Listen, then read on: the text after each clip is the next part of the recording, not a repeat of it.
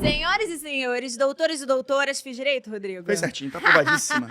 Estamos aqui em mais um episódio do Manda pro Jurídico. Gente, hoje estou aqui fazendo as vezes de apresentadora. Não é um Manda pra elas, tá, gente? É Manda pro Jurídico mesmo. Fiquem tranquilos. Mais uma vez aqui com os meus queridos Pedro de Regina e Rodrigo Ávila. Olá, como vão? Tudo bem? Como é que você tá, Pedro? Tudo bem, graças a Deus. Vamos que vamos para mais uma semana. Final de semana, né? Já quase liberando os fins de semana da gente. Já. Carnaval chegando, inclusive. A gente agradece. Carnaval chegando e fim de semana também, né, E gente? semana que vem vai ser caótica mais ainda, hein? Oh, meu Deus E do quando céu. vai né? se aproximando do carnaval, todo mundo vai querendo as demandas, né? E você tem que fazer. Porque, afinal de contas, o profissionalismo tem que existir, né, Pedro? O dinheiro tem que circular, Rodrigo. É. E a sustentação oral tem que ser lá ele.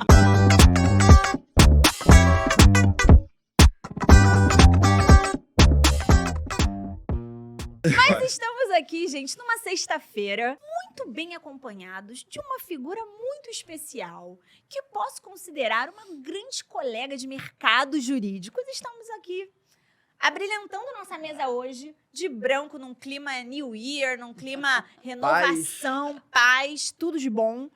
Luciana Tadiello. Luciana, uma profissional com mais de 20 anos de experiência no mercado corporativo.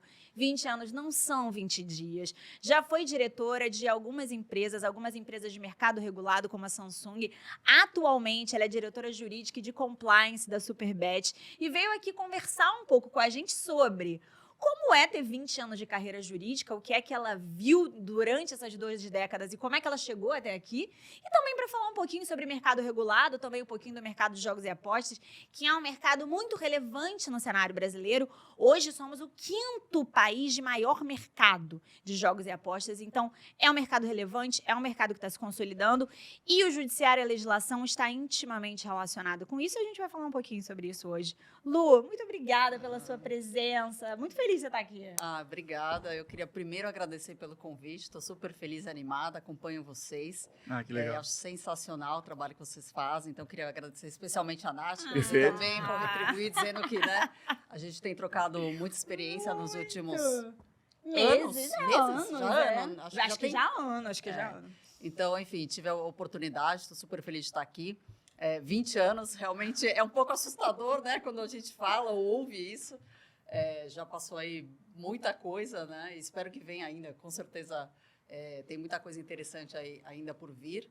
Então, de novo, obrigada a vocês. Assim, estou super animada a contribuir com esse podcast e colegas que eu ouço e assisto aqui com vocês. Gente, Lu está para vir nesse podcast tem um tempo, mas eu vou te falar que a coisa mais difícil que a gente encara nos últimos anos é a agenda, né? Isso é verdade. A agenda, ela é o maior inimigo, gente.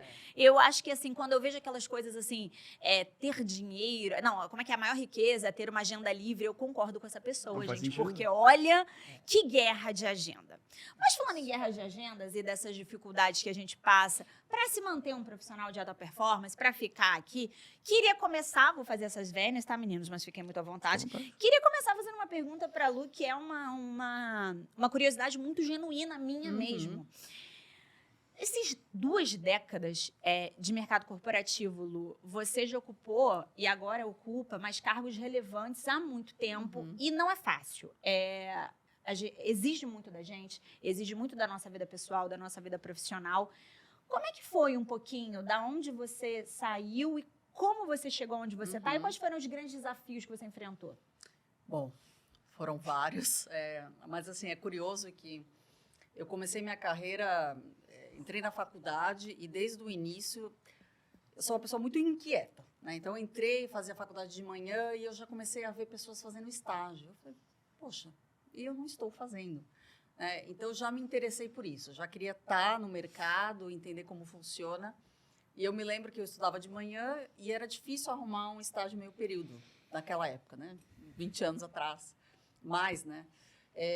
E aí, enfim, consegui um estágio meio período. E quando eu entrei nesse estágio, num escritório de advocacia em São Paulo, eu percebi que quando eu chegava já tinha um pessoal lá que já estava horas ali trabalhando, né? E quando eu chegava já perdi alguma coisa.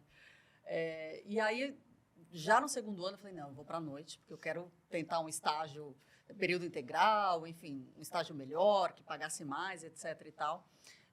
Então, desde o início, eu comecei estagiando em escritório de advocacia e já me apaixonei logo de cara por contencioso. Me apaixonei por A aquilo. Lu tem esse bichinho do contencioso. Gente, eu fico amor difícil, eu né? fico chocada, mas, Rodrigo, eu acho que é amo ou odeio. É amo ou odeio. É um amor um Ou pouco é tóxico. a cachaça da pessoa, ou ela é tipo eu, assim, que, contencioso. Eu sou- eu tô- odeio, tem É. um pouco também. Eu né? tô mais Amo, pra Nath odeio, aí. tem. Não é? Mas eu, enfim, o bichinho picou, né? Mas eu sofri um tempo também de amor e ódio, porque desde o início você já começa com aquela pressão de que você não pode perder prazo, que você precisa se organizar, que você precisa de agilidade, etc. e tal. Então, desde o início já, eu comecei não no mercado corporativo, né, como in-house, mas trabalhando em escritório. E realmente eu amava aquilo, amei aquela experiência. E desde o início já trabalhando com empresas, e aí trabalhando com os advogados in-house, eu já comecei a despertar um interesse. Né? Enfim, traçar estratégia, etc. Por mais que eu amasse toda aquela parte judiciária, assim como amo até hoje, mas comecei a ver aquele outro lado. Né? Então, me formei, fui efetivada no escritório de advocacia, fiquei por um tempo lá e aí comecei a me aprofundar mais em reuniões com clientes e tal. Mas como é que é estar do outro lado da mesa? Comecei a me interessar. Até um ponto que acho que foi depois de 8 anos, talvez bem forte em contencioso, eu decidi ir para a empresa. Peraí, deixa eu ver como é que é, né? E aí, em 2008, foi a minha primeira experiência. Eu me lembro que foi um choque no começo para mim. Um mundo que parecia muito diferente. Né? Um choque de realidade no sentido de que, no escritório, querendo ou não, eu tinha muito mais aquele contato, aquela vivência, enfim, jurídica. Né? Com a técnica jurídica, técnica, né? Exatamente, me aprofundando, etc. E empresa tinha um mundo paralelo, que era o mundo do business. Né? Como é que o jurídico comunicava com o business? Então, tinha uma comunicação muito diferente. Não, quando eu mandava um e-mail, olha, mas aqui está a lei, diz isso, aquilo outro, eu comecei a perceber que só dizer isso não vai adiantar. Eu preciso traduzir aquilo numa linguagem que faça sentido, porque talvez o business ele não quer saber o que diz exatamente, né? Mas qual que é o caminho a seguir? Então, essa foi, acho que, talvez o primeiro desafio, o impacto, né, que eu tive. E aí, passado esse impacto inicial, eu acabei que me adaptei muito a esse mundo corporativo, gostei muito. Então, fui desenvolvendo minha carreira principalmente em empresas de tecnologia. Inclusive, passei um período da minha carreira fora do jurídico e trabalhando numa área de business mesmo, efetivamente. Caramba, Lu, eu não sabia disso. Isso dá uma visão global muito interessante, Nossa, né? gente, isso aí faz um diferencial na sua visão absurdo. Total. Assim, claro, todo mundo, a gente pode ter essa visão, independente de você ter ou não essa possibilidade, mas aconteceu na minha carreira e quando eu tive essa oportunidade, obviamente eu tive um pouco de medo, né? Vou sair do jurídico, mas como? Mas era uma área na IBM. Trabalhei alguns anos na IBM. Mas foi um momento que tinha uma conexão com o jurídico, Sim. porque era um compliance de contratos, mas que tinha que olhar para forecast, para saving, para o projeto, para novas oportunidades. Então, tinha um pouco essa vivência da dor do business. Né? Então, eu pude ver um pouco de como é que, enfim, a forma como a gente atua pode impactar diretamente no negócio, seja em agilidade, seja da forma que a gente comunica, ou seja, de ter um prejuízo e ter que buscar uma solução para ter um incremento de revenue. Então, realmente, acho que foi muito válido ter um pouco dessa visão. Você acha que é válido, com você tendo vivenciado isso, as empresas, as organizações terem talvez uma mente jurídica dentro da área de negócios, mas não como um ponto focal, mas sim como um cara dentro do departamento? Eu acho que faz muita diferença porque acaba virando talvez uma ponte entre as duas formas de linguagem, né? Sim, com certeza. Não, acho que é um excelente ponto. Inclusive, até antes da IBM eu trabalhei numa seguradora e nós tínhamos advogados, né, e eu era uma delas, dentro de uma unidade de negócios. É bem legal. Então, realmente, de estar vivenciando ali, e naquele momento era mais para fazer subsídios de contencioso, etc. Mas para você vivencia o business, né, mas você tem esse olhar jurídico. Então, acho que faz muito sentido, não só nas empresas e até voltando ali na universidade, né, ter mais incentivo para essa, Sim, né, com certeza. enfim, Isso é fato. de soft skills, digamos assim. Isso que eu Sim. até te falar. Porque quando você está no escritório, você acaba ficando muito no hard skill, né? É. Do Sim. jurídico, você tem que estar atualizado. Até para prestar consultoria, Sim. assessoria para uma Que é empresa. essencial. Você né? tem que saber fazer esse parecer Sim. ali, a assessoria mesmo, fazer esse suporte. Mas eu queria um pouco antes ainda do que você falou, a sua experiência de estágio. Eu lembro que eu também estagiei desde cedo. Eu estagiei desde o primeiro período, porque o meu pai é advogado, hoje em dia já está aposentado, mas assim, ele tinha essa visão também de, cara, você tem que começar desde cedo, porque você vai aprender muito no escritório e tal. Só que, e eu sempre fui assim, eu acho que isso foi imprescindível assim, para o desenvolver da minha carreira e do meu conhecimento jurídico mesmo na prática, como é que funciona. Obviamente, tem que alinhar com a parte teórica, mas assim, eu acho que a prática jurídica ele é um diferencial que você tem que viver.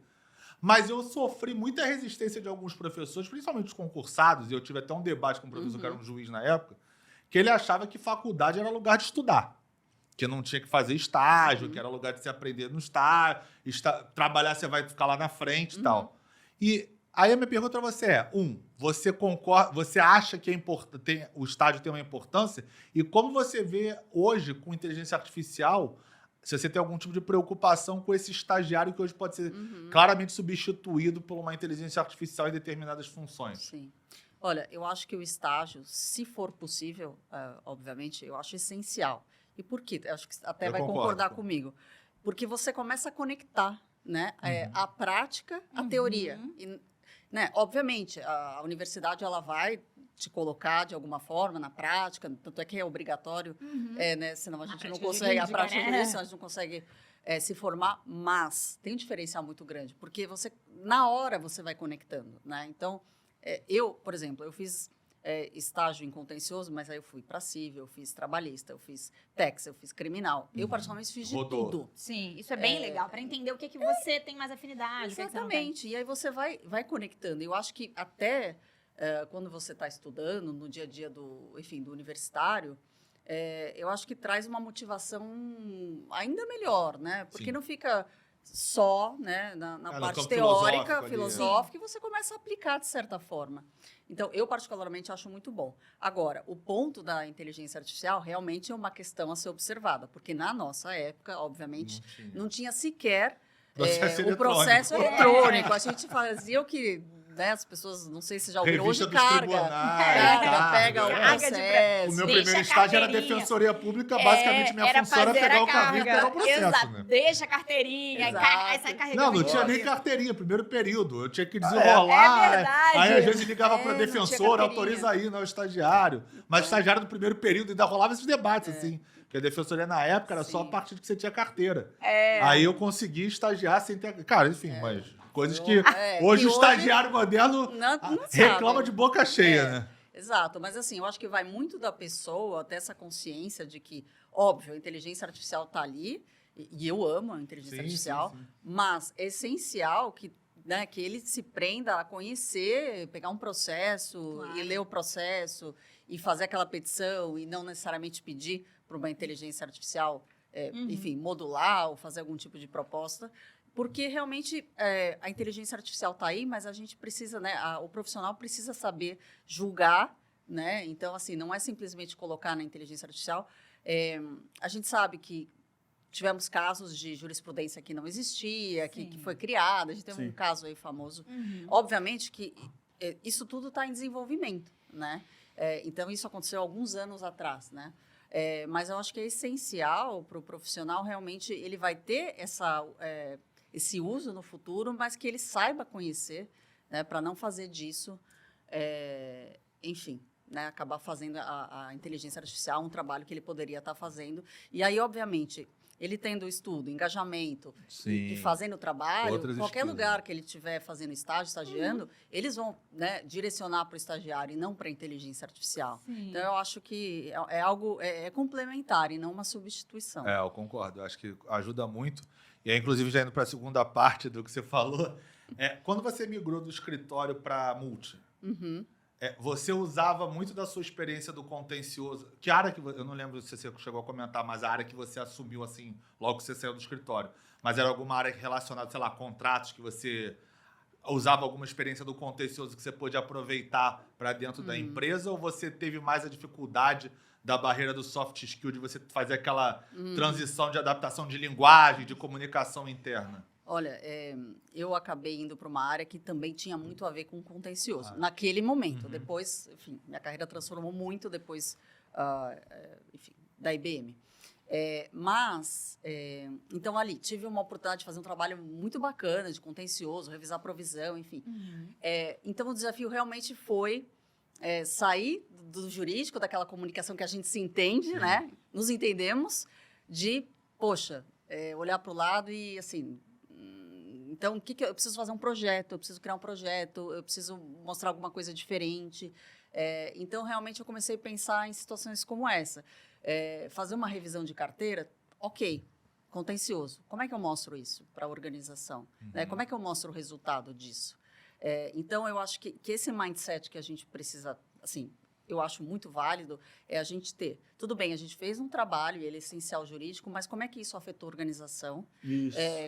Qual que é o outcome disso? Como é que o stakeholder, ele precisa receber, ele precisa ter essa visão. Não adianta também, você vai fazer esse trabalho, etc., mas você não comunica esse trabalho de uma forma que seja uma linguagem corporativa, digamos assim. Então, óbvio que, no primeiro momento, eu tive ali uma dificuldade, né, de passar por uma forma de comunicar, ou de escrever, ou de apresentar um trabalho para outra que tem que ser, na minha visão, completamente diferente, né? Isso anos atrás, tá? Acho que já mudou muito. Muito, né? Eu acho interessante vocês falando, porque, na realidade, você vê a nossa vida profissional, ela se conecta. E outro dia, eu até conversando com um amigo, eu falei para ele que nada é mais soberano do que a experiência, né? A experiência, ela é uma coisa muito importante. Às vezes, a gente descredibiliza a experiência quando a gente vê uns cenários de CEOs muito jovens, CFOs muito jovens, grandes founders, né, muito jovens. A gente até citou em um dos episódios o caso da Brex, agora, do Brex, que foi vendido por um valor bilionário. Já é o São segundo case, duas né? pessoas muito jovens. E aí, eu acho que, às vezes, a gente desnatura o poder da experiência. Mas a experiência profissional, ela é muito importante. Uma pessoa que tem 40 anos de carreira, 20 anos de carreira, ela, em alguns níveis, sim, é muito mais preparada do que alguém que tenha menos. Eu acho que isso é uma coisa que tem que ser muito respeitada. A gente não pode perder isso de vista. E aí eu achei interessante que vocês falaram, por exemplo, que o estágio desde muito jovem.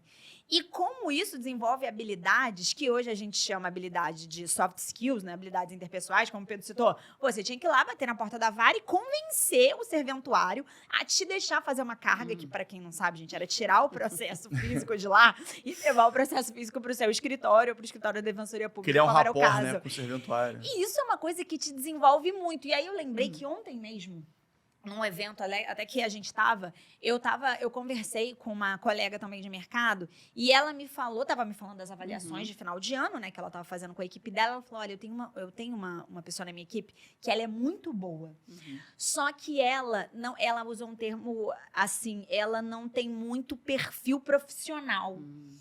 E eu acho que é exatamente isso que vocês estão falando. E eu comecei falando sobre maturidade, porque em termos de maturidade diferente. O Pedro citou esse desenvolvimento de skill que você vai desenvolvendo quando você é jovem, quando você está estagiando, que é esse jogo de cintura. E a Lu agora complementou citando essa visão de amadurecimento profissional que você tem quando você vai crescendo dentro de uma empresa, que é entender qual é a meta da empresa e como é que aquilo que você faz comunica com essa meta, como é que você vai demonstrar isso. Isso é um nível de sofisticação, mas que você vai colocando tijolinhos. Primeiro você começa ali como estagiário entendendo como se relaciona, depois você vai se tornando mais sênior e você começa a aplicar isso de uma forma mais orientada e mais intencional na sua carreira. Isso, vai aprendendo com a experiência, como é que você vai adaptar. Existe uma curva, né? De Exato. Só que eu acho que acelera muito a sua curva de aprendizagem quando você está no estágio. Muito. Obviamente, o estagiário que se dedica e quer aprender, né? Sim. Porque tem aquele estágio que vai enrolar. Gente, isso que eu A gente falei tá também. partindo do pressuposto do cara que quer seguir no sucesso da profissão. tá ali né? engajado. Eu né? falei de experiência, que um profissional de 40 anos ele pode ser mais preparado do que né, outros profissionais, mas isso só se ele quiser. Correr atrás. Ó. Se Não, a gente tá for partindo do uma pressuposto que todo carreira. mundo quer trabalhar e assim, a gente, gente tá no corre, O né? transcorrer do tempo, meu amigo, não significa nada. Se você vir, você pode muito bem passar 20 anos sentado na mesma cadeira, fazendo a mesma coisa sem aprender Ou não nada. fazendo nada, olhando pro teto. Enfim. É assim, a gente tá partindo do pressuposto Que aqui todo mundo trabalha, todo mundo aqui é da correria, é isso, né? Gente, o galera do Manda e a audiência do Manda é do isso corre. aí da é um- Ninguém agilidade, aqui olha pro é teto. ligeiro, A ligeiro. galera do corre. Como eu falei ontem pro Rodrigo, não tem ninguém bobo. Aqui não tem ninguém bobo. Isso Mas, aí. ô Lu, aí aproveitando esse gancho todo que a gente falou aqui, você também escreveu recentemente, acho que num livro, né? Falando um Uhum. pouco sobre soft skills, etc. E isso, de fato, assim, a gente entende como muito determinante no mercado. Como é que você está vendo agora? Vamos botar na sua maturidade mesmo, Uhum. né? Muito sênior, mercado corporativo, já numa posição muito elevada. Qual que você tem visto como essas habilidades interpessoais mais relevantes, por exemplo, no cenário que você vê hoje? Mercado regulado, alta pressão, mudanças diariamente. O que você entende como habilidades essenciais para quem quer trabalhar nessa área ou para quem Sim. já está nesses times?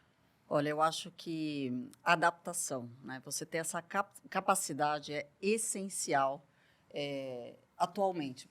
Enfim, por N razões, né? Por exemplo, no setor que hoje eu trabalho, né? Na Superbet, por exemplo, é um mercado regulado. Então, e é um mercado em desenvolvimento, em movimento. Então, você precisa ter uma agilidade de adaptação. Você tem regras novas, diretrizes novas o tempo todo. Então, eu acho que o profissional hoje, e assim, e aí a gente vai falar de inteligência artificial novamente, tecnologia, etc. Se a gente não tem essa capacidade de se adaptar o tempo todo, e precisa ser o tempo todo, a gente tem que viver de fato, assim, num desconforto, né, fora da caixa. Porque realmente hoje a minha agenda não é a minha agenda, é a agenda de negócios, do business. Então, a minha agenda ela é voltada para o business. Se a gente tem uma situação hoje que tem uma regulação nova, algo que a gente precisa implementar, isso acontece o tempo todo. Acontece, enfim, na minha indústria, como acontece em diversas outras indústrias. Então, a gente precisa ter essa habilidade de se adaptar. Para mim, é essencial. E assim, de fato, né, quando chega uma situação, enfim, uma situação talvez complexa, que você vai precisar correr para entender, isso está muito ligado também ao voltar ao ponto da comunicação. Por quê? Né? Trabalhando, por exemplo, em empresa multinacional, né? Então, você tem uma empresa, uma base em outro país, com uma legislação, eventualmente, completamente diferente, né, da sua local, com um idioma completamente diferente. E você precisa conseguir explicar isso de uma maneira efetiva, para que as áreas de negócio elas consigam entender, aplicar o que seja, desenvolver, enfim, dependendo da indústria. Então, eu acho que essas coisas, esses dois pontos, para mim, caminham juntos. E eu acho que pessoas que têm essa resistência à mudança, etc., eu acho que realmente é algo que precisa trabalhar, né, no mundo corporativo. Tem que Mas ser- eu acho que até tem que no ser revisto escritório agora. também. Também, né? Eu acho que sem até no escritório dúvida. também, porque hoje em dia, com a velocidade de informação, inteligência Sim. artificial. Por exemplo, hoje em dia é muito engraçado. Eu canso de ter reunião que a pessoa já vem com um plano da reunião. Ela já consultou o chat GPT, ela já sabe mais ou menos a mudança legislativa que teve, por exemplo, no caso de apostas, esportivos, não sei o quê. Sim. Ela já vem com tudo direcionado. Então, assim, se você não tiver essa capacidade de adaptação e estiver acompanhando as modificações, cara, você não consegue nem atender uma reunião hoje em Sim, dia. Você sim. não consegue nem começar o ponto de partida ali. E nesse ponto, os escritórios são essenciais, né? Porque, assim, falando em soft e hard skills, porque a gente tem, precisa ter essa adaptabilidade e comunicação, mas a gente tem uma reunião com o escritório ali, imediatamente o escritório já traz para nós, Sim. né, toda a visão O jurídico muito pesado, desenvolvida, né? né? Sim. De toda essa parte técnica, de hard skill, Sim. etc. Então, assim, a gente precisa ter essa comunicação efetiva. Então, com certeza vale para os dois lados, porque é assim, né? No dia seguinte, tá o in-house com o external counsel já ali no WhatsApp, né? Ou E até o ferramenta que cliente. seja. Você não, vamos dizer, você é o escritório, eu sou o escritório externo e você é o cliente. Você não pode me ligar para tirar uma dúvida. Eu não sei o que está acontecendo. Qual é a legislação, a regulamentação nova, o clamor social que está gerando aquilo, qual é o Exato. impacto no meu negócio. Eu tenho que estar por dentro para poder Sim. fazer uma assessoria para você, senão você vai para outro escritório. Eu tenho Normalmente uma... é o escritório que passa para nós. Então.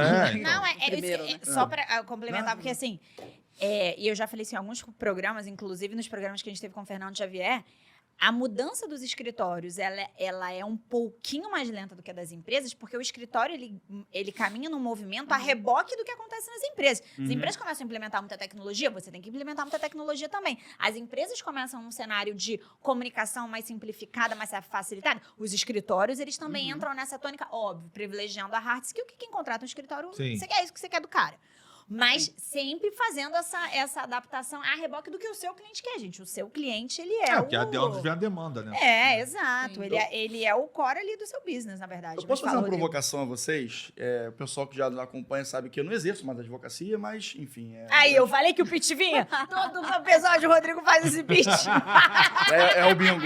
É o bingo. Mas só para reforçar quem está nos conhecendo agora, Eu veio, falei isso ontem. veio pro Manda através da Lua. Então, eu sou agora um ex-advogado que está no mercado em outras áreas, na área da No comunicação. mercado jurídico, É. mas não atuando como advogado. Exato. E aí a minha pergunta é a seguinte: então o que eu posso falar é o seguinte, eu vou jogar uma bola de fogo para vocês e vão ter que dominar essa bola. Tá devendo nada pra ninguém, né, Rodrigo? Exatamente. Vocês que lutem. Ai, meu Deus, É o você seguinte, caiu, talvez eu vi aí uma eu esteja entrevista devendo aqui. recentemente com um advogado que tá dentro de uma legislação muito nova, que é a legislação de SAFs, né? E você também está inserido uma regulamentação muito recente, que é a de apostas esportivas, apostas em geral. Ele, na entrevista, sendo perguntado por jornalistas, ele falou que considera um absurdo alguém se considerar especialista em legislação de SAF, porque é uma lei que não tem nem 10 anos.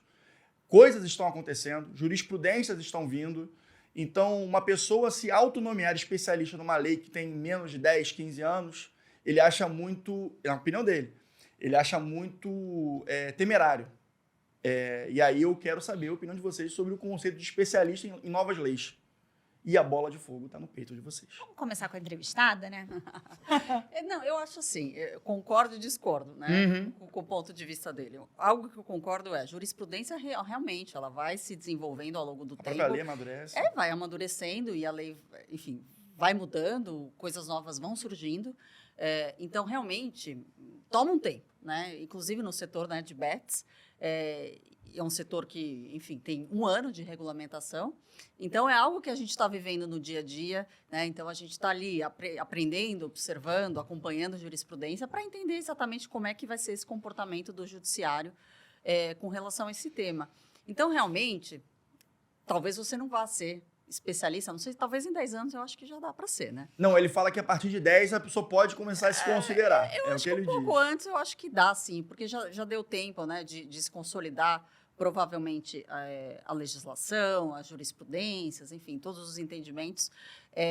Eu acho que talvez com 1 ano não, mas eu acho que... E assim, a gente está o tempo todo aprendendo, né? Isso é um fato. Sim. Talvez depois de 15 anos, o especialista ainda vai ter muita coisa a aprender, né? Então, assim, eu concordo e discordo em algumas coisas, mas que num setor novo, com regulamentação nova, um mercado em movimento, muita coisa nova surgindo, talvez você não consiga abarcar tudo. Porém, eu, por exemplo, conheço gente muito boa, assim, que eu considero especialista, né, que me apoia no dia a dia, falando em apostas esportivas, por exemplo, né? Então, eu acho que não dá para ser tão 880, sabe? Perfeito. Com relação a isso, Perfeito. na minha visão. Eu acho, Rodrigo, que se você precisar de 10 anos de uma lei pacífica no Brasil para virar especialista, não existe especialista no Brasil, né? Não, é que o ponto... Isso não existe, o mas ponto aí só dele para é que concluir. existem Excelente ponto. Existem mas coisas que fogem do controle do próprio estudo, que é o próprio tempo que vai maturando as coisas. Mas de acordo com ele. a forma como eu ia concluir é o seguinte: o que eu acho que é determinante no transcorrer do tempo e que é sui generis no mercado de jogos e apostas no Brasil, porque é um mercado recente, é que a inserção durante muitos anos no mesmo mercado, ela vai te tornar mais especialista. Não tem uma correlação específica com a legislação e nem com o entendimento dos tribunais, porque isso no Brasil muda o tempo tempo todo. inteiro. Mas é uma compreensão da dinâmica do mercado. Então, por exemplo, sou um especialista na área de energia. Então, independente das regulações que surjam, eu conheço a dinâmica do mercado, eu conheço os players do mercado, eu consigo entender um pouco as sinalizações do meu país e dos países com quem eu negocio para entender os caminhos. Eu acho que é mais assim. Do ponto de vista de mercado, eu acho que isso faz um pouco de sentido. O cara que está 10 anos em energia, ele tem um punch maior do que o cara que está trabalhando há 6 meses. Agora, não do ponto de vista da regulação. Entendeu? Eu já praticamente discordo de tudo. Isso aí, agora que eu vou Mas, Rodrigo, gosto uma de- terceira Ô, opinião. Pedro, Eu joguei a bomba justamente pra É isso. agora que a gente, ó, 10 eu- mil visualizações. Cheguei Eu praticamente agora. discordo de tudo que ele falou, Eu- porque, e vou mais no sentido de vocês Ah, do sim. que a frase do teu amigo, do colega aí de trabalho. Quem é que falou? Não, eu vou contextualizar para vocês entenderem. Sim. É o Dr. Felipe Carregal, que é o diretor jurídico do Vasco, que quando estava tendo todo o rebuliço da do SAF. Vasco, Tá, a pessoa falou, beleza, cara, tem umas lembrei. pessoas falando de SAF que, assim, eu não me considero especialista e estou trabalhando todo dia nisso desde que veio a lei de SAF. Então, eu acho que ele falou, eu considero temerário uma pessoa que está fora do contexto, que está fora do que eu estou vivendo, se considerar especialista da opinião sobre então, Ah, mas aí, contexto. A minha aí ressalva- entendeu um a pouquinho minha do contexto, É, tem um né? contexto. Mas aí não é teu debate, Esse né? contexto é relevante. Então, mas aí a minha ressalva seria exatamente nesse Mas, sentido. Fê, não precisa botar isso no corte, tá? O corte é só a parte polêmica. A minha ressalva seria nesse sentido, por quê? Porque hoje em dia você tem especialista de tudo. Sim. E, aliás, eu achei sensacional a regulamentação que a China fez, de se você quiser falar de Isso é direito, bem de legal. medicina, de engenharia, ou você de fato ou você não pode falar daquilo se não ser multado. E o Brasil está caminhando nesse sentido, inclusive, Sim. em alguns tempos. Então, assim, a gente tem que tomar muito cuidado com os especialistas de internet. E meu bingo, a minha área de planejamento patrimonial, tem, Muda toda vai hora. no meu bingo. E muda toda hora. Virou Virou, um assunto em voga, principalmente com reforma tributária, projeto de lei do reforma do Código Civil e tal. verdade. Todo E mundo- você vê todo uma mundo galera que antigamente, que nunca atuou, que criticava e que hoje em dia, porque era especialista de outra área, vende o curso que é especialista. Eu não tô apontando que é pra que ele é esse cara, não. Tô falando que ele me falava muito isso. Não, porque eu tenho um Citando curso nomes. que, assim, se eu quiser ferrar a vida do cara, eu tenho gravado ele falando. É isso aí. Eita! Então, assim, então- Sentiu aí? Vamos convidar ele pra Pedro botar aqui, ó, na tela. Então, assim, o que me incomoda, e aí pode ser que ele tenha falado nesse sentido, é o cara que se vende como especialista, seja porque ele tem um background, como esse cara tinha em Sim. uma outra área, então ele já tem, vamos dizer assim, um nome no mercado, Sim. seja porque ele quer vender um curso e ele é simplesmente famoso, mas não sabe nada de porra nenhuma, e ele se vende como especialista, tem gente que vai comprar o curso dele, também tem muito na internet hoje em dia. Aí, se for este lado, esse é o viés que ele falou, do tipo, eu tô lá direto na SAF e tem um maluco vendendo o curso de SAF e nunca tô na área. Porra, beleza. Concordo. Aí concordo. Acho que tá todo mundo Aí, de acordo aí que, ok. pô, Mas fora isso, cara, eu acho que você pode ser um especialista numa área depois de um ano, igual você mais ou menos você falou. Sim. Cara, imagina você Nossa, tá depois tanta imerso gente boa em naquilo, um ano de- sei lá, 12 horas por dia, que é mais ou menos o que a gente trabalha aqui, 10, 12 horas Sim. por dia, todo dia na prática e estudando, porque você não tá só na Exato. prática. Você tá lendo a lei, você tá lendo, Estudando. você aprimorando. Cara, durante 365 Não, e anos, vendo os movimentos do mercado. vendo o movimento né? do Falando com mercado, os vendo uma players. jurisprudência, vendo uma Fazendo decisão, network. vendo um congresso fazendo uma lei, uma reforma, alguma coisa, depois de um ano você não sabe nada. Cara, você é um especialista naquela área. Exato, você não é, então. Você, Você não, pode, você não tem você especialista. pode não querer se comparar a um cara que estuda, sei lá, direito econômico há 30 anos, que tem uma modificação mais sutil. Beleza. Mas você falar porque você vê um assunto novo, como a SAF nessa época aí, porque é o que eu não tô entendendo.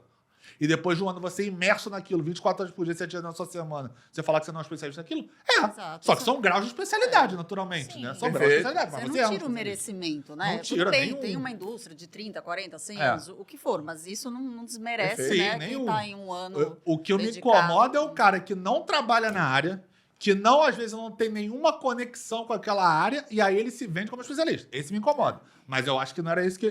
Talvez seja isso que ele estivesse falando, talvez, não sei. Tô Eu percebendo não que vi. em algum nível aqui todo mundo concordou um pouquinho com ele, hein? Ó, chegamos nesse Mas lugar. eu acho que o debate é interessante por isso. Porque Sim. eu acho que mais do que uma opinião, é uma grande provocação que ele faz Sim, para muitas claro, pessoas. claro. Então, acho que tanto na área de bets agora que tá, né, em voga, tá todo mundo falando sobre, quanto a área de SAF, mas vamos voltar aqui para bet. Acho que muitas pessoas estão querendo entrar nesse mercado, mas já se vendendo numa posição como se Sim. fossem o suprassumo do conhecimento Sim. da área. Sendo que, por exemplo, não sei se você conhece, tem um grande amigo aqui nosso também envolvido na área, que é o Udo, do Bichari Mota. Aliás, tem um caso curioso disso com o Udo. É mesmo?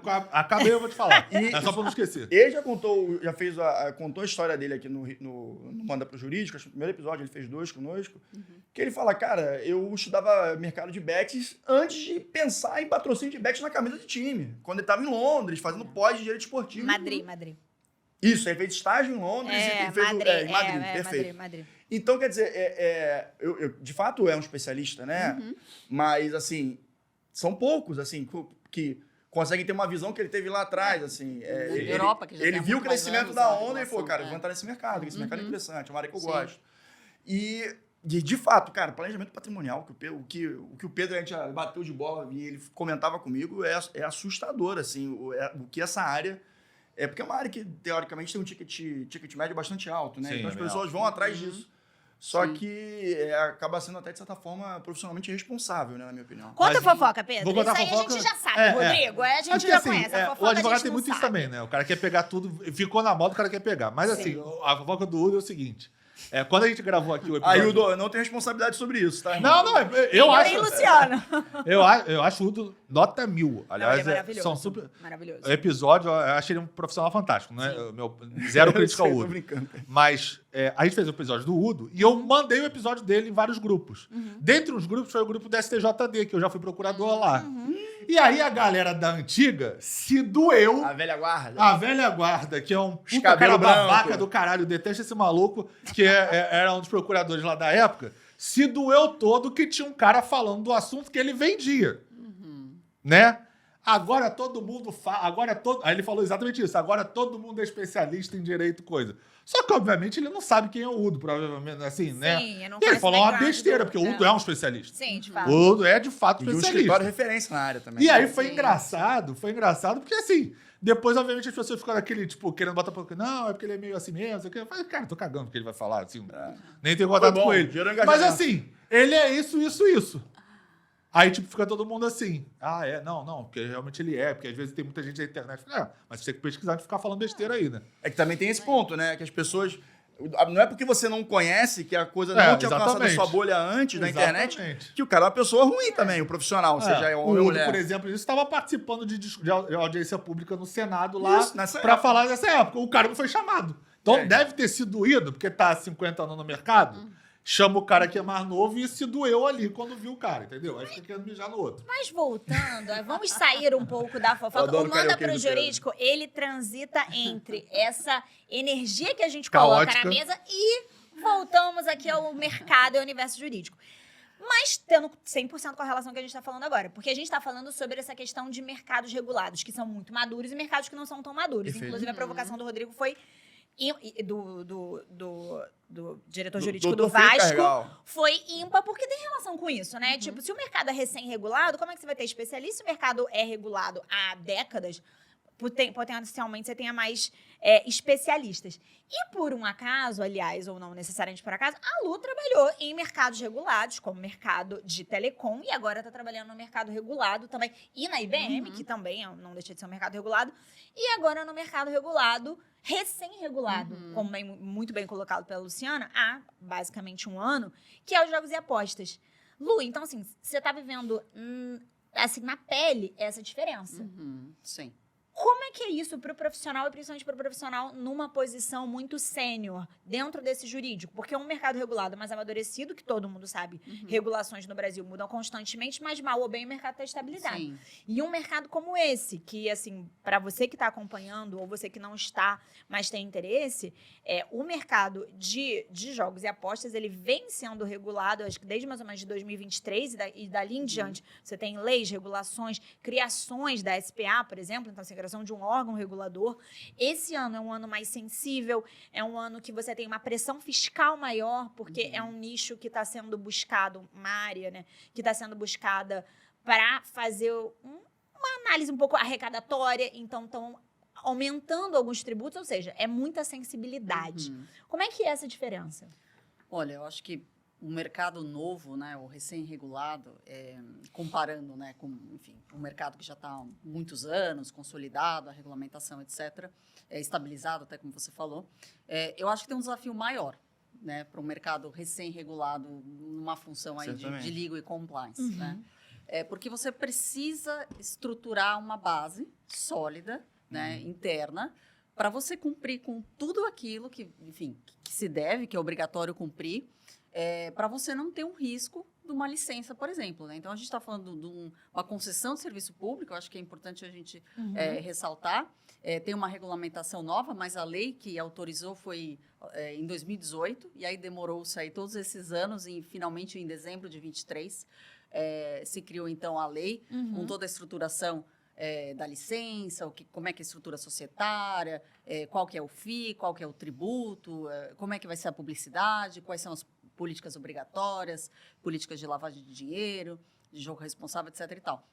Então, e toda essa preocupação, né, com crianças, adolescentes, pessoas de vulnerabilidade, tudo isso que você precisa cumprir, né, e ainda aliado, né, trabalhando muito também com o time de marketing, a Secretaria de Prêmios e Apostas, ela tem alguns acordos técnicos, por exemplo, com o CONAR, né, então a gente tem essa diretriz, esse guidance, então você tem todo esse mapeamento, né, de diversos pontos que você precisa fazer, trabalhar com os times internos e ter toda essa parte estrutural para garantir, né, realmente o funcionamento nessa parte e proteger a licença, porque sem a licença você não tem o operador, né? Então, na minha opinião, esse início eu acho mais complicado enfim, de quando você está numa empresa com um mercado mais consolidado, que você já tem essa base, né? Obviamente que aí, numa situação como essa, você vai agregar, aportar diferentes, talvez até inovações, trazer possibilidades de software, amadurecimento de políticas, mas eu acho que a responsabilidade, mas é uma responsabilidade que também, assim, é um desafio muito bacana, Claro, né? com certeza. Porque, assim, é uma oportunidade, na minha visão, assim, incrível, de você, né, ter ali aquilo para você estudar, para você entender, para você se especializar. Até de ser agente ativo da história de um mercado, né? Exato, Sim, e você claro. deixa a Interessante. sua marca, né? Mas, claro. assim, eu acho que é mais desafiador, assim, respondendo a sua pergunta, né? Comparando, assim, um mercado recém-regulado com um mercado que já está há muitos anos estabilizado. Eu Tudo não bem que tenho estabilizado no Brasil, em termos de legais, veja é uma bem. palavra mega relativa, né? Mas veja bem, o racional, assim... Uma pergunta que eu tenho desculpa, não sei se eu vou estar sendo muito intrusivo, mas está quanto tempo na Superbet? Vai fazer um ano. Um ano, então você está desde desse momento, né? Eu queria É especialista ou não é, Rodrigo? Eu sou. Quem tem que responder, eu não sou mais advogado, então não sei se quem é especialista e quem não é, entendeu? Perguntar pro cara lá da SAF do Vale. Aí a gente já sabe a resposta. Não, mas eu faço só uma grande provocação, tentando concordar com vocês. Pô, tá lá todo dia, vai falar que não Exato. sabe nada de bet. Pô, não Exato, dá, né? exato. Mas aí a minha pergunta você está vivendo desde essa regulamentação, talvez conversando com seus colegas de empresa, o impacto dessa regulamentação. Porque a gente viveu aí de 2018 a 2025, 7 anos aí sem regulamentação, e agora você chegou nesse momento. Sim. Qual é o feeling dos seus colegas que eles falam assim, dos desafios, assim, que você chegou a falar, eu tenho certeza, chegou um monte de gente assim, me ajuda, como é que eu faço isso? Como é que eu faço isso sem ferir alguma legislação, alguma portaria, Sim. alguma coisa dentro do CONAR, por exemplo? Pessoal do marketing também. Sim. Como é que foi você ser esse filtro jurídico depois de tantas dúvidas, né? Sim. Esse ponto, por exemplo, de CONAR, e até falando PROCON, né?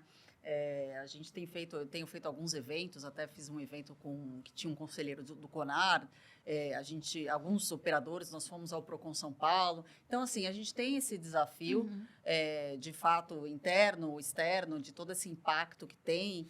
E eu acho que assim, é interessante a gente aproveitar essas oportunidades agora, de reunir os times, por exemplo, e trazer os escritórios e fazer, por exemplo, Legal Day, para realmente... campanha de marketing, né? O que eu preciso seguir? O que dá, o que não dá para a gente fazer? E quando não dá, como é que a gente pode... Qual é a alternativa, né? Não só, voltando naquele tema de sempre, o jurídico do não e tal. Não, então a gente... Não, né? Literalmente não. Então, a gente tem esses desafios, que eu acho que são desafios comuns, né? Para os operadores, para os jurídicos de outras empresas.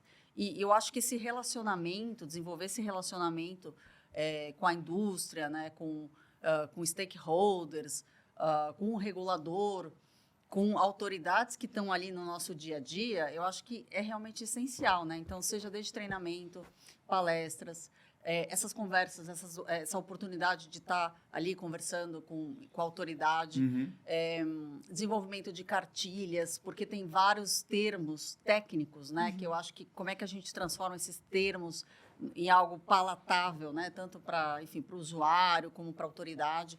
Então, eu acho que tem diversas maneiras de fazer essa interação dentro, fora, e unir essas forças para que a gente tenha aí, né? Eu fiz uma pergunta. Não sei se respondi. Não, mas Eu queria até te perguntar uma coisa aí, menos específico para mercado de bets, né? Mas mais no mundo corporativo. Então, assim, a gente tem muitas pessoas aqui que seguem a gente, acompanham a gente, que estão nessa transição de carreira, ou de repente querem saber como é que você chegou, como é que você fez essa progressão de carreira. E a gente geralmente pergunta para quem chegou nesse topo da carreira jurídica, né, na diretoria jurídica, quais são as skills que você acha necessária para poder chegar numa diretoria jurídica, para se manter lá. É verdade. Sim. E aí, conectando um pouco com o que o Rodrigo estava perguntando para você, a minha pergunta também vai no seguinte sentido. Como você, dentro do jurídico interno, se prepara para assuntos que, de repente, nas suas experiências prévias, você não tinha contato? Por exemplo, mercado de regulação. Não sei nem se foi seu caso, mas vou dar um exemplo para você entender mais ou menos o que eu quero falar. Você trabalhou na Samsung. A Samsung tem uma fábrica na Zona Franca de Manaus, que ela tem benefícios tributários e fiscais ali que vão, inclusive, se manter na reforma tributária. Sim. Isso é uma coisa que, se você não atua especificamente nisso, você não tem a mínima noção como é que funciona a legislação, como é que protege, o que você tem que fazer, quais são os guidelines que você tem que seguir. Como que você, interno, se prepara para poder adquirir o conhecimento, ainda que você vai efetivamente contratar um escritório externo. Sim. Mas em determinado momento você tem que conhecer até para coordenar o escritório externo. Sim. Como que você faz essa preparação, esse estudo para você chegar ali naquele lugar que você acha que tem que chegar na sua posição? Olha, acho que é um excelente ponto. Eu sempre recomendo, né, para o pessoal que está entrando, mais novo, tentar se expor ao maior número de assuntos possível. Nossa, legal. Obviamente, você não vai ser um especialista em todos os assuntos que você vai ter contato. Mas, no meu entendimento, você precisa ser hábil a julgar, né, aquele assunto e, na hora de pedir um parecer externo e, quando receber, a entender aquele contexto, porque o advogado in-house, em colaboração com o escritório, a gente tem muito essa conexão de, olha, eu tenho conhecimento mais do business, né, mais do negócio, Do modelo de do negócio. modelo de É o que negócios, falou, e a gente precisa ter, combinar esses dois fatores, né? Então, quanto mais exposição você tiver na sua carreira possível, então, olha, comecei com contratos, mas de repente eu tenho interesse em contencioso, vou para contencioso, em societário, vou para societário, enfim, tributário já é um pouco diferente, né? Mas eu acho que quanto mais experiência você conseguir ter, na minha opinião, é melhor. Porque você, ao passar do tempo, você vai acabar tendo que tomar decisões ou avaliar cenários e riscos de diversas áreas, né? Então, eu acho que essa bagagem que você vai construindo ao longo da sua carreira vai te dar esse estofo, né, de você ter ali... eu tive um chefe que eu adorava, um americano, ele dizia assim, olha, use your best judgment, né? É uma frase tão simples, né, mas eu acho que com esse estofo, muitas vezes que eu tenho essa... qual que é o caminho a seguir, ou qual a alternativa, o risco, etc., me vem muito essa frase, né? Use your best judgment. E, normalmente, ela é baseada em situações que eu vivi, né, que experimentei. Olha, esse caminho, de repente, eu tenho um risco maior, seja no judiciário, seja regulatório, enfim, num contrato, de repente, isso aqui vai me acarretar ou uma multa, ou depois, se eu precisar rescindir. Então, você vai trazendo essa bagagem, né? Então, eu acho que minha recomendação é você realmente ter esse contato. E aí, por exemplo, esse caso, né, que você citou, Samsung, essa parte de techs e tudo mais. Eu acho que muitas vezes a gente precisa sentar na correria e na loucura do dia a dia e estudar. E isso, de novo, não quer dizer que você vai se tornar um especialista, né? Gente, eu achei traumatizei todo mundo na mesa com essa coisa. Perdão, gente, era só para... Não, eu juro que dessa vez eu nem lembrei. Já foi automático. Perdão. Mas, assim, a gente precisa buscar conhecimento, né? Sim, total. E a gente, de novo, está aprendendo o tempo todo. E faz parte. E aí também esse contato com o escritório, às vezes você não vai saber, mas você traz essa parte técnica e vai incorporando ela no dia a dia, nessa parte toda corporativa. Mas, assim, não tem muito o que fazer. A gente precisa, né, de fato... E como é que você fez esse movimento, cara? Enfim, hoje está na Superbet, antes você estava no mercado corporativo... Na Samsung. A Samsung, eu não sabia se era IBM ou Samsung. Uhum. Mais regulado, né? E totalmente diferente do que você está hoje. Sim. Digamos, uma pequena revolução na sua carreira de setor, né? Sim. Como é que você... Qual foi a sua estratégia para fazer essa mudança? Porque tem muitas pessoas que têm vontade de fazer isso, mas talvez não saibam quais são as ferramentas, né? Sim. Mas sabe o que eu acho interessante? Por exemplo, um setor novo, que muita gente não conhecia, e que muitas vezes talvez uma pessoa queira entrar num setor diferente, fale, poxa, mas eu não conheço, eu não trabalhei aqui e ali. Mas não importa necessariamente, né? Então, eu acho que tem um pouco também do mindset de que é um setor diferente, regulado diferente, porém, os assuntos são muito parecidos, eles se conversam. Então, o consumidor conversa, trabalhista conversa, tax conversa, societário conversa. Então, assim, sinceramente, eu acho que teve uma mudança, e para mim foi interessante, eu fiquei muito interessada nessa oportunidade, por essa oportunidade, de fato, de construir, né, com a Superbet né, essa empresa, esse mercado aqui no Brasil. Mas, novamente, o que eu vivi na Samsung e outras empresas, juridicamente falando, a verdade é que você usou como experiência. Sim, é muito similar, porque no final do dia, né, a gente falou de CONAR, a gente falou de PROCON, a gente falou de TEX, a gente falou de regulatório, a gente falou, enfim, de autoridade. Então, a realidade é que, de certa forma, a gente está preparado. Muitas vezes a gente acha que não. Isso é verdade. Né? Então, eu ouço pessoas falando, até o pessoal mais jovem. Então, assim, eu acho que vale, né, se desafiar no sentido de que, poxa, eu tenho conhecimento. Né? Talvez ali, aquele específico, eu vou desenvolver, né? Mas vai ser complementar. Então... Eu tinha até uma curiosidade. Quando você fez a migração de escritório para empresa, foi alguma empresa que você trabalhava no escritório que te puxou? É porque isso é muito comum. Isso é muito comum. É muito comum, porque assim, é mais ou menos a essa gente tem história. vários advogados no escritório, sócios, hoje em dia todos, na verdade, que fizeram esse movimento. Eles eram de escritório e aí foram para a empresa e aí quando você depois voltaram para o escritório. Mas assim, geralmente tem essa conexão. Você atendia, o cara gostava, te chama e tem essa... Acontece muito, né? No meu caso, não foi exatamente isso, mas tem uma razão. Eu atendia muito seguradora e banco nos escritórios que eu trabalhava. E aí eu fui trabalhar na Sul América, numa seguradora, né? Então, não necessariamente aqui eu atendia diretamente, mas eu fiquei muito interessada, né? Enfim, Sim. como eu trabalhava muito com seguradora, em ir para uma seguradora, né? Então, assim, não foi exatamente isso, mas teve uma conexão. Sim, e aí sim, foi sim, por sim. isso que eu tive essa iniciativa de... Nossa, Lu, migrar, né? o seu arco profissional inteiro, de fato, é de mercados muito regulados. Sim. Inteirinho, Sim, né? sem Toda dúvida. a ponta, assim, Sim, trabalhando bem sem com dúvida. regulação e Sim. comunica bem com o que você acabou de falar.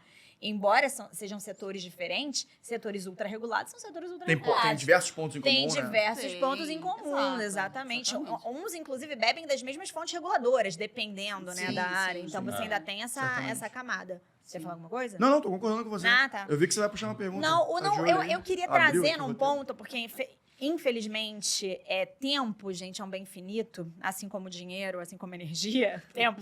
Mas eu não queria deixar de falar alguns pontos. Até, óbvio, a gente está intercalando um pouquinho com a carreira da Lu, que é muito, quase, né, com grandes orientações aqui, é muito relevante. Mas queria voltar um pouquinho falando sobre mercado de jogos e apostas, porque eu acho interessante, porque é uma coisa que, obviamente, quem quer trabalhar na área ou já trabalha tem interesse, mas também tem um senso social de que é algo que todo mundo quer saber, e eu acho que, em regra, existe muita desinformação. Sim. Então, você citou rapidamente sobre esse combate ao mercado ilegal, e eu acho legal a gente falar um pouquinho sobre isso, porque é uma indústria que, de forma geral, de vez em quando, divide um pouco de opiniões, mas, como eu falei, é uma indústria consolidada no mundo, no Brasil, sendo o Brasil o quinto maior mercado consumidor. Isso é muito relevante, isso gera dinheiro, isso gera emprego, isso gera posições, e eu acho legal esses movimentos do combate ao mercado ilegal, porque você separa o joio do trigo, né? Exatamente. Então, você não bota todo mundo Sim. no mesmo balaio. E você tem algumas ações agora, as leis, as regulações, elas estão caminhando nesse sentido. Agora, a questão do domínio .bet.br. Isso é uma coisa muito clara, porque quando você acessa, já fica muito claro quem tem um domínio e quem não tem. Então, qual é o tipo de bet que você está utilizando, que você está sendo usuário, então já fica claro. Queria que você falasse um pouquinho sobre isso, Lu. Como é que está sendo esse movimento dos próprios reguladores? Como é que vocês têm encarado? Como é que o mercado, que eu sei que você conversa com outros players, tem outros colegas, como é que eles estão vendo isso também? Sim. Acho que é um ponto muito importante, né? Porque até como eu comentei uns minutos atrás, é uma concessão de serviço público e só pode operar quem, de fato, tem uma licença no Brasil. Sim. né? Você falou da Bet.br, tem uma lista, inclusive, você pode acessar para identificar quem são os operadores regulados no Brasil, né? E tem todo esse paralelo, né? Desde pagamento de impostos, né? Toda essa preocupação em responsabilidade social, jogo responsável, toda essa preocupação também, não só preocupação, mas implementação, por exemplo, de políticas de manipulação de resultado. Sim. Né? Então, você tem que ter uma associação em parceria, identificação de manipulação de resultado. E até do interesse das empresas, essa transparência, né? Total. Então, assim, é extremamente relevante e esse combate, porque mercado ilegal não está preocupado em seguir política, né? Então, não tem publicidade, né? Enfim, não pode operar, não pode... enfim, está nesse mercado, mas infelizmente a gente sabe que ainda tem muito mercado ilegal e tem que ter uma responsabilidade, né? Então tem que ter uma responsabilidade dessas empresas que estão atuando de maneira ilegal ou intermediadoras que estão recebendo, né, um pagamento pelas apostas. Então realmente é algo que precisa ter uma atenção, de fato, e cuidar muito, né, de publicidade, né, para que tenha toda essa comunicação com os usuários. Então, é muito relevante, né? Eu acho que é muito importante e ressaltar, né, que os operadores legais seguem, né, todas as políticas responsáveis, que têm que seguir todas as políticas obrigatórias, né, para ter realmente esse cuidado com o usuário e seguir a legislação que determinou. E até essa onda do jogo responsável, eu me lembro que o Godinho, que é inclusive um grande amigo nosso em comum, que hoje ele atua na Blaze, que também é uma empresa do segmento. Quando ele veio aqui, há alguns meses atrás, eu não me lembro exatamente quanto tempo, ele falou, já à época, que a área de jogo responsável ia ser uma área que ia crescer muito. E dito e feito, isso aconteceu desde que ele veio, é muito nítido. Eu faço parte também de um grupo de mulheres que atuam com iGame pelo posicionamento no escritório, e é muito nítido, porque ali, como tem players que atuam em todas as áreas, não necessariamente só no jurídico, então você vê a movimentação de todas as áreas das empresas, ela caminha muito no sentido ali de privilegiar, dar uma atenção muito clara ao jogo responsável. Como é que você está vendo também esse movimento, Lu, assim, se isso está crescendo mesmo nas empresas, está tendo uma adesão até social mesmo disso? Não, com certeza. Eu acho que é essencial. E quanto mais tempo, eu acho que a regulação, né, tem esse... vai ser amadurecimento, isso cada vez fica mais claro, a gente tem a oportunidade de comunicar isso cada vez mais, então tá nesses grupos de discussão, tá em publicidade, enfim, tá em palestras com o regulador, então eu acho que é um trabalho assim, em movimento, que eu acho que tem crescido com certeza, como você falou, extremamente importante toda essa comunicação e esse entendimento, né, que enfim, né, é uma área regulada, então, e tem toda essa preocupação, esse olhar para esse lado. Porque tem muito, assim, o problema que eu vejo hoje da Bet, assim, em geral, é porque tem muito de um senso popular de achar que, sei lá, sai numa notícia na mídia de que teve manipulação de resultado. Vai ter sempre alguém que vai falar, a empresa XBet, não sei nem se existe, então, sei lá, vou falar outra. XPTO Bet está envolvida com certeza. Só que as pessoas não entendem que quando tem a manipulação de resultado, o algoritmo que faz as odds, ele descompensa todo. Então é ruim para a Bet, no fundo. Claro, a Bet, obviamente, que a gente está falando da regulada, né? Então, assim, pode ter empresas boas, obviamente. Inclusive, muitas vezes, as próprias empresas, eu lembro que tem uns... Na Inglaterra, pelo menos, talvez tenha no Brasil, eu não sei. Eles denunciam para o órgão regulamentador. Sim, eles que denunciam. Quando tem uma... A variação está muito grande. Tá muito fora da média, assim, né? É a empresa que faz. É a mesma coisa. Sem dúvida, não tem interesse. E vocês até se falam, mais ou menos, né? Cara, tá tendo esse eles vão ter a primeira alerta vermelho aqui, vamos dizer, sei lá, como é que chama. Alerta, sistemas para identificar, reporte, então super sério. Aí a minha pergunta é alguma coisa que vocês sabem, mas é assim que funciona, a gente sabe que a cultura brasileira enxerga dessa forma, não tem muito o que fazer, ou existe um movimento de, cara, vamos investir mais em campanha de conscientização, sem dúvida. Criar alguma comissão, uma audiência pública de esclarecimento, sei lá, alguma coisa nesse sentido. Porque assim, até, por exemplo, só complementando, é engraçado que, por exemplo, sei lá, um time X é patrocinado por uma Bet Y. Aí calha que essa Bet Y também patrocina o campeonato B. Aí você junta, sei lá, no ano o time que é patrocinado pela Liga, o cara fala, só ganhou porque a Bet está patrocinando. Entendeu? E que não tem nada a ver, a gente sabe que não tem nada a ver. Mas assim, outra vez, como é que vocês... Qual é o movimento que existe entre, assim, as bets, de forma geral, de vocês criarem essa conscientização? Porque assim, a gente não vê muita campanha direcionada a isso, porque obviamente você vai fazer de propaganda teu produto em si, não de conscientização. Mas como é que qual é a relevância que você acha que tem de ter essa campanha de conscientização? Você sabe que ano passado a gente fez uma campanha super legal, na verdade um treinamento dos clubes que a gente patrocina, para falar sobre manipulação de resultado. Incrível.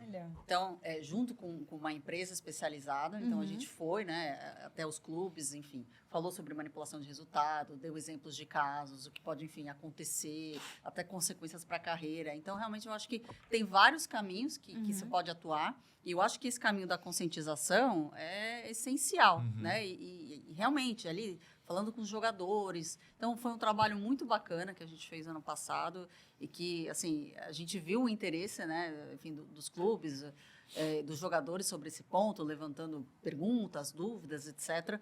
Então, de novo, eu acho que tem muita coisa legal a fazer. Eu acho que também isso aliado à tecnologia, ao reporte super sério.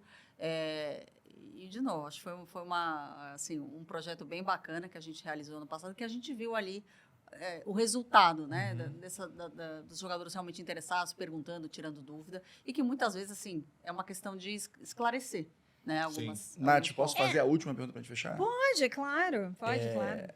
Mas essa é uma pergunta tranquila.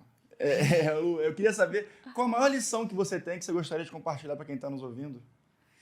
Olha... Na sua carreira em geral, tá? Pode ser... Sim...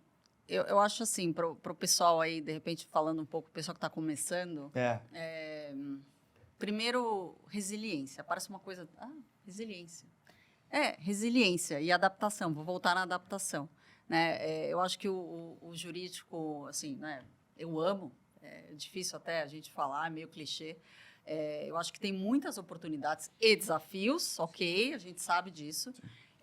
Mas que realmente o pessoal engajado, seja em escritório, seja em empresa, enfim, onde quiser atuar, realmente você dá o seu máximo, né, naquilo que você está fazendo, né, e aproveitar as oportunidades que vão surgindo, né, tentar aí observar da melhor maneira o que dá para ir incorporando, né, sair daquele conforto, da sua zona de conforto, ter um pouco de paciência, né? Porque aí, ao longo do tempo, a gente vai angariando coisas novas e vão aparecendo oportunidades. Então, seja do lado que você escolher, saiba que é desafiador, mas que também é muito bacana, né? Eu acho que a gente tem uma profissão que nos dá aí, no dia a dia, desafios, mas resultados muito interessantes que fazem aí, nos motivam para continuar, para crescer, etc. E a tecnologia está aí. Então, eu acho que é uma oportunidade incrível para o pessoal que está chegando trazer tecnologia junto com o jurídico e aí combinar isso aí para a gente melhorar cada vez mais as entregas que a gente, né, propõe fazer, seja para que lado que for. Então, seria isso. Assim, tem em mente...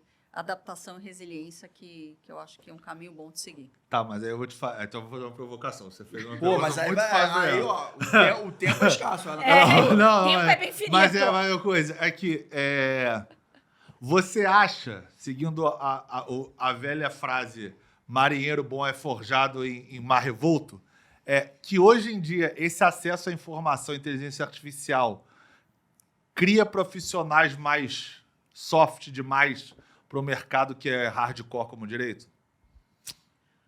Olha, eu acho que não necessariamente, mas tem que tomar cuidado. Né? Então, que a zona de conforto está muito próxima, né, hoje em dia. Exato. Então, eu acho que, assim, precisa entender que a inteligência artificial está aí, ok, vai nos ajudar, nos ajuda muito no dia a dia, mas quem vai se diferenciar? Né? Então, eu acho que essa é a pergunta. Vai se diferenciar quem, de fato, vai saber utilizar, mas tem a resposta também, né?